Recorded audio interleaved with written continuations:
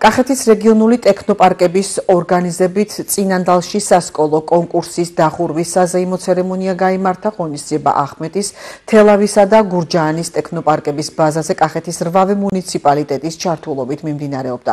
32 საჯარო სკოლის გუნდმა განათლების, მეწარმეობისა და ხელოვნური ინტელექტის მიმართულებით ტრენინგების გავლის შემდეგ სიღრმისეული ცოდნა გამოავლინა და ჟიურის განსაკუთრებული მოწონება დაიმსახურა. ღონისძიებას კახეთის მხარეში სახელმწიფო რწმუნებულის პირველი მოადგილე პლატონ კალმახელიძე, საქართველოს ინოვაციებისა და ტექნოლოგიების სააგენტოს თავმჯდომარის მოადგილე თორნიკე ჯობავა და კახეთის მუნიციპალიტეტების ხელმძღვანელები ესწრებოდნენ.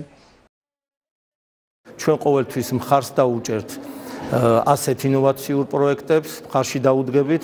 მინდა გითხრათ, რომ 6 სკოლიდან გურჯაანის მუნიციპალიტეტის 6 სკოლიდან გამარჯვებული იყო სოფელ გურჯაანის სკოლა, რომელმაც საჩუქრად მიიღო პოვერბანკები, ხოლო წახალისებისთვის ყველა სკოლას გადასცა გურჯაანის მუნიციპალიტეტმა და საკრებულომ სპორტული გამაჯანსაღებელი აუში აბონემენტები.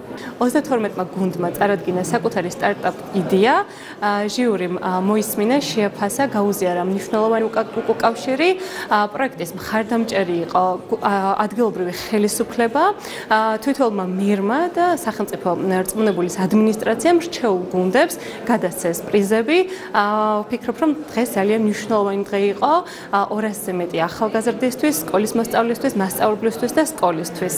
მე ძალიან დიდი გამოცდილება მომცა ამ პროექტმა, რადგან გავიცანი ძალიან ბევრი მენტორი, მივიღე ძალიან დიდი გამოცდილება და მადლობას ვუხდი პროექტის ორგანიზატორებს ამ პროექტის განხორციელებისთვის და მინდა მოგიწოდოთ ყველა ახალგაზრდას, რომ ჩაერთოთ ესეთ პროექტებში და მიიღოთ მონაწილეობა. არ არის მთავარი გამარჯვება, მთავარია მონაწილეობა და გამოცდილების დაგროვება.